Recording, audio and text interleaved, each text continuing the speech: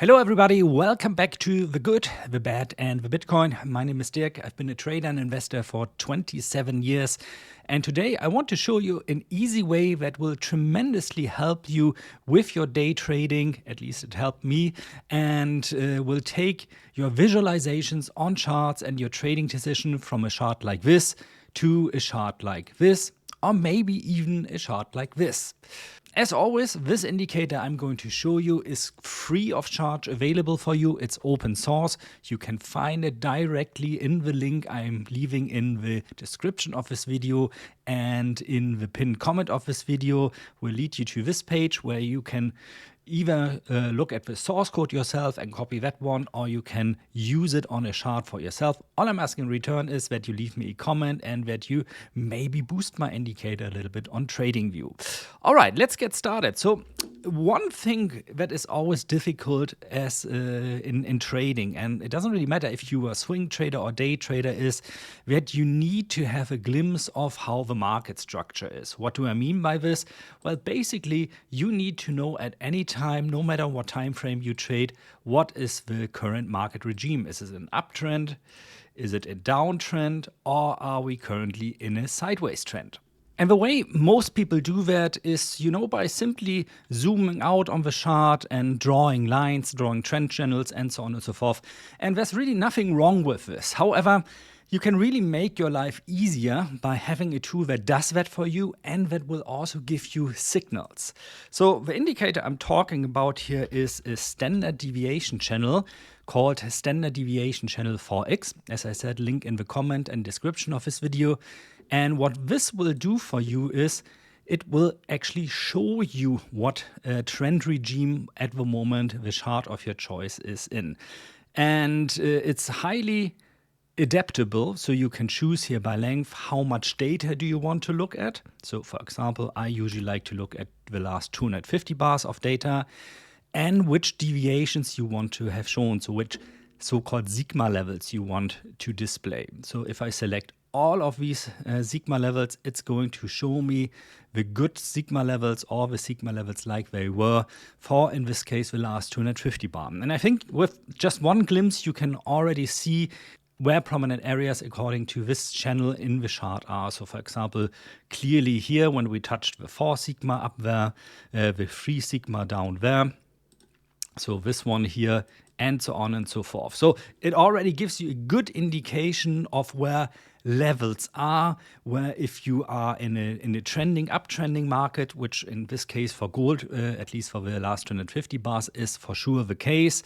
And you can see also that the -1 sigma in this uptrend, so that's the one here, always has been quite a good support, and it might be a good support here again. So on this 4-hour chart, maybe a right strategy already would be buy gold at this level, currently around 5,089, and then trade it back to the 1 sigma at 5,249. So on top of that, you can adjust it further, because in trading you also want always confluence. You don't just want to rely on one thing, right? And this indicator allows you to, for example, to add moving averages. So maybe you say, I want the 200 moving average, so 200 times 4 hours, and the 50 moving average.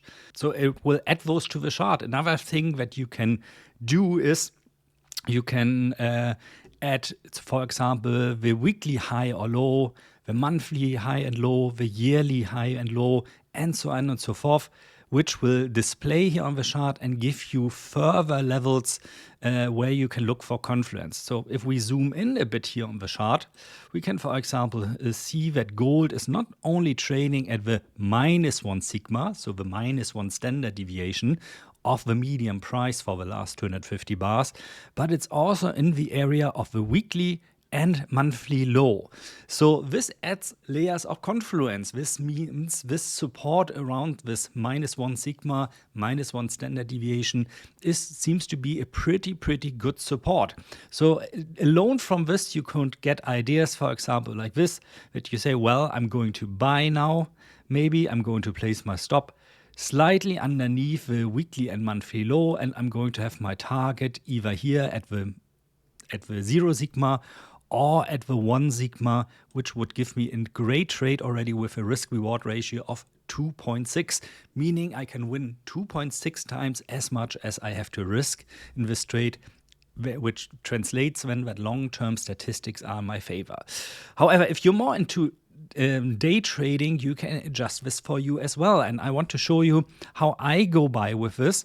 So the way I use this indicator for day trading is this setup here. It looks complicated, but it's not complicated at all.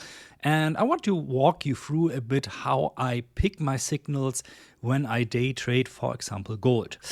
Now I have two different charts set up here. First one is a candlestick chart of gold with on the time frame 1 minute, so the very granular time frame. The other one is also on gold, obviously, but based on so-called Renko bricks with a size of $5. Now, if you don't know what Renko bricks are, I like to use them because they are so-called time agnostic. That means they only concentrate on price. They ignore completely time. So you're not going to get 1 brick per minute or per hour or whatever. It's really dependent on where the price is moving. In a nutshell, so for example, if we look at this green brick here, the way it works is that the upper boundary of this brick was 5,185. The lower boundary was 5,180. Since I chose a brick size of 5, it means the price needed to go down all the way to 5,180 minus the brick size 5,175 in order to form a red brick, which in this case happened here. If it would have gone from 5,185, which was the upper boundary of the last brick, of this green brick, to 1,190, we would have had a new green brick here. Now, as I said, the Renko chart doesn't really care about how much time this takes, meaning if it takes like 2 hours or a week or a month or a year for the price to go $5 higher or lower, well, then the chart won't update in this time. And I like to use this because it takes out the noise of the market, meaning like all those areas where very often the market doesn't really do anything, especially on the lower time frame, where you have a lot of noise and where it's hard to interpret what's the market going to do next. So for the indicator, I'm choosing here on the 1 minute the setting of 125, on the 5 minute chart a setting of 250, so twice as long as on my 1 minute chart. And what I want to see is, first of all, I want to see that the standard deviation channels and both align. So meaning our broad trend on the Renko chart in this case is, for example, facing down at the moment, and the granular trend on the 1 minute chart is facing down as well. Now, what I want to do is I want to avoid contrarian signals, meaning I don't want to trade, for example, the signals underneath the gray line, which is the 0 sigma line. So when price hits, for example, the blue line, the green line, the orange line, the red line, I do not want to trade this. It looks tempting, like you see, for example, here you could say, well, but price seems to be bouncing back always to the gray line. It does, in theory, this very often, but I make my life much, much harder because I'm going against the trend.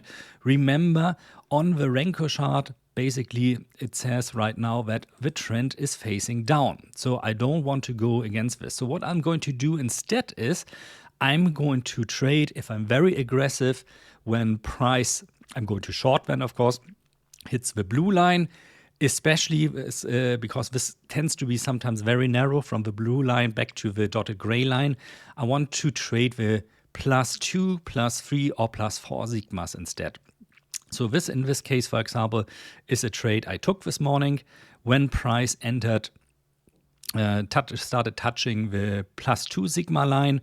So that was the case at 5,092 roughly. I think my entry was 5,090. I entered a short trade, which I closed on the touch of the 0 sigma line, which in this case was 5,078, meaning I was able to scalp $14 out of the market within a time span of what was that, 8:32? Well, it was not even half hour that I needed to be in this trade. And now this, of course, doesn't work every time. There's no guarantee that works always. So you will have to have a risk management in place. So you will need to measure something like, well, if I want to trade this and still have a positive R, meaning a positive risk-reward ratio, maybe I need to put my stop here, then I have a risk-reward ratio of 2, which long-term will be in my favor. Now you can play around with all kinds of variations here. You can add moving averages from the indicator itself, those yearly, weekly high and lows, and so on and so forth.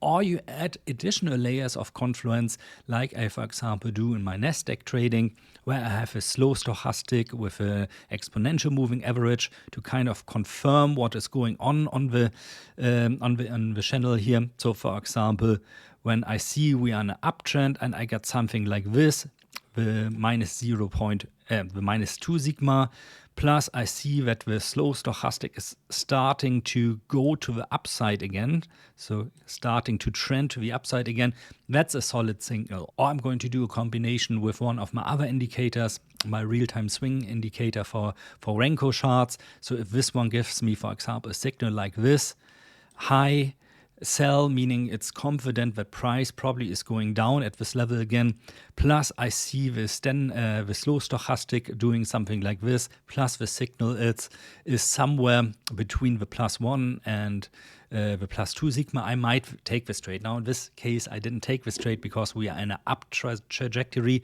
so I rather actually for this one at the moment would wait for a high buy or even ultra buy signal at the level we are trading right now.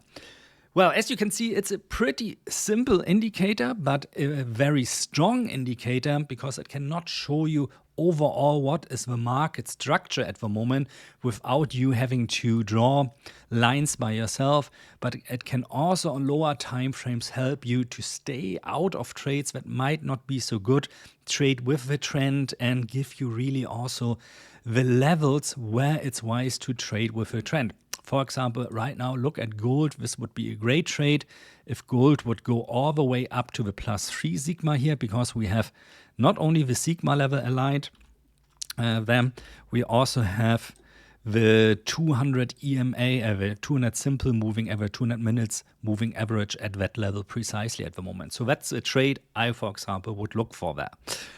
I hope you enjoyed this video, and remember, if you go into the description of this video, into the pinned comment, you'll get a link to this trading view indicator, which you're allowed to use for free. It's open source, as I said, meaning you can modify it also in any way you deem fit. If you enjoyed this video, leave me a like, subscribe to this channel. You'll find a couple of links to my business partners also in the description of this video. If you want to support me, more than happy if you use my affiliate links there. If not, it's also okay. Well, until I see you next time, next week, take care everybody, and always remain vigilant. Bye-bye.